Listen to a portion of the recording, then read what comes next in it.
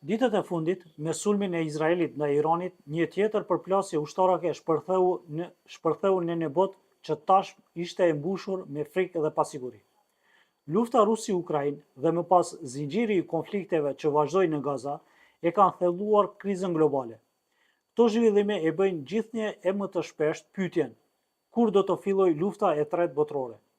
Në të vërtetë, ekzistojnë vetëm dy mundësi: ose jemi tash në mes të kësaj lufte, ose po rrëshqasim me shpejtësi drejt saj.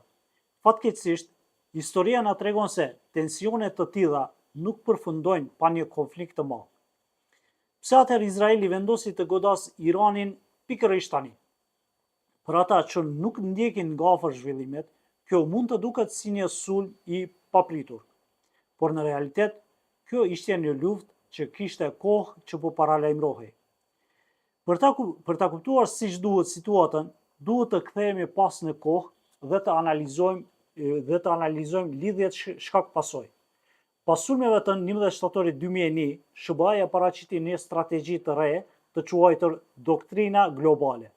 Sipas saj, duhej të ridizajnohej gjeopolitikisht rajoni që fillon nga Xhiri Persik, deti i Kuq dhe Libia deri në lindjet të Mesdheut. Në këtë kuadër, fillimisht u krye ndërhyrja në Irak. Si pasojë u shfaq në Irak i fragmentuar dhe paqëndrueshëm. Më pas, nën emrin pranvera arabe, ndodhen ngjarje të përgjithshme në Libi, Egjipt, Tunizi dhe Siri. Libia de facto u nda në dy pjesë, Iraku në 3 dhe Siria u shndrua një në shtet të dështuar. Në këtë kaos, Izraeli përdori grupet si Druzi dhe Kurdët në Siri për të thelluar paqëndrueshmërinë. Pas gjithë këtyre, ishte e pashmangshme që rrodhën ta kishte Irani. Në fakt, shtetet perëndimore e kanë pranuar hapur këtë. SBA-ja do të rifillonte bisedimet bërthamore me Iranin të dielën dhe sipas burimeve kishte përparim të konsiderueshëm. Por Izraeli nuk e dëshironte këtë proces dhe po përpiqej me çdo kusht ta minonte atë. Në këtë kuadër, filloi bombardimet ndaj Iranit, të cilave Irani u kundërpërgjigj. Këto përleshje nxorën në pah dobësinë e të dyja shteteve, vrasja e mbi 20 ushtarakëve dhe shkencëtarëve të lartë në sulmet e para të Izraelit, përfshirë edhe shtetin e shtabit të përgjithshëm iranian, dhe pasardhësin e tij ishte një goditje e rëndë për imazhin e Iranit. Ekspertët theksojnë se një operacion i tillë nuk mund të kryhet vetëm me inteligjencën të jashtme. Kjo tregon për deportimin e thellë të rrjeteve izraelite brenda Iranit. Struktura të tilla përngjajnë me ato të FETO-s në Turqi. Sistemi i mbrojtjes ajrore i Izraelit, i cilësuar prej vitesh si i pathyeshëm, tregoi se nuk është aq i paprekshëm sa mendohej. Raketat iraniane goditën shumë pika, duke i bërë popullit Izraelit të përjetojë një realitet që nuk e kishin përjetuar kur më parë. Madje zyrtarët amerikan kanë deklaruar publikisht se dinë vendodhjen e Ayatollah Khameneit dhe mund të eliminojnë kur të duan, në informacion që mund të merret vetëm nga burime të brendshme. Ndërhyrja në Iran është një temë që Netanyahu e ka përmendur vazhdimisht në fjalimet e tij në OKB. Ai thot çdo vit se Irani është afër prodhimit të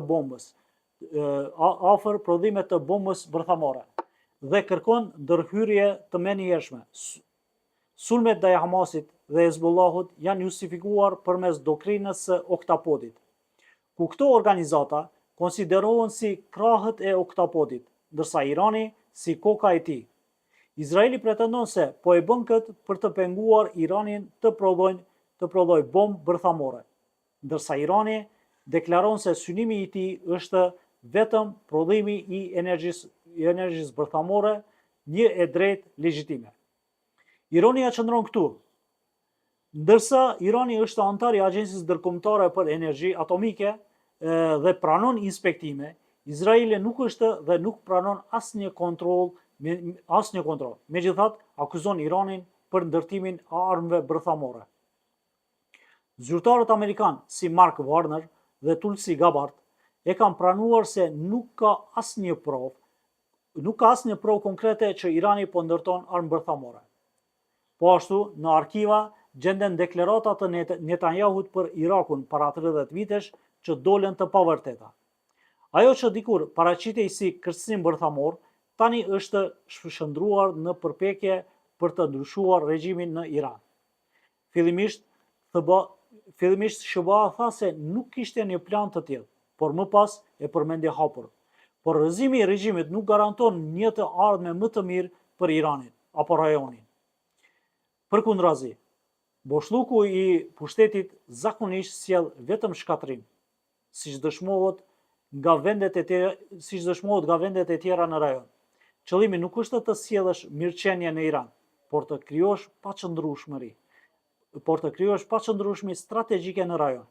Këtë e dëshmon qartë edhe kopertina e revistës The Economist, që paraqet një Iran të ndarë në 6 pjesë.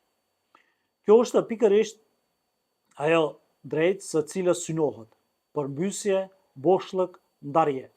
Qëllimi afatshkurtër i Izraelit është të shkatërrojë kapacitetin bërthamor të Iranit, por objektivi afatgjat është përmbysja e regjimit dhe ndarja e vendit, duke ofruar garanci sigurie për minoritetet sunite, kurde dhe belluxhe. Këtë nuk e themi vetëm ne. The Jerusalem Post në një editorial të 18 qershorit shkruan: Trump duhet të ndihmojë Izraelin të përfundojë misionin për të rrëzuar regjimin e Khameneit. Netanyahu ka deklaruar që nga 7 tetori se ky proces do të ndryshojë hartat e lindjes së mesme. Duke analizuar situatën në kuadër të doktrinës globale, të SHBA-s pas 11 shtatorit, bëhet e qartë se çështja Izrael-Iran është vetëm maja e icebergut, por Rusia dhe Kina, dy fuqitë e tjera të mëdha, ku qëndrojnë. Edhe pse në dukje pasive, ato janë pjesë e kësaj lufte. Putin deklaroi se 250 ekspertë rusë punojnë në objektet bërthamore të Iranit, dhe se ky numër do të rritet në 600.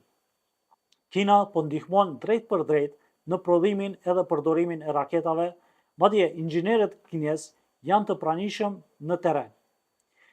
Ish presidenti rus Medvedev tha se edhe nëse infrastruktura bërthamore e Iranit dëmtohet, ekzistojnë shtete që do ta ndihmojnë atë. Edhe Turqia po ndjek me vëmendje zhvillimet. Zyrtarët lartë politike e kanë pranuar se nëse bie Irani, radhën e ka Turqia. Sepse hartat e reja të rajonit nuk mund ta përjashtohet atë, dhe për këtë vendi ka marrë masa serioze.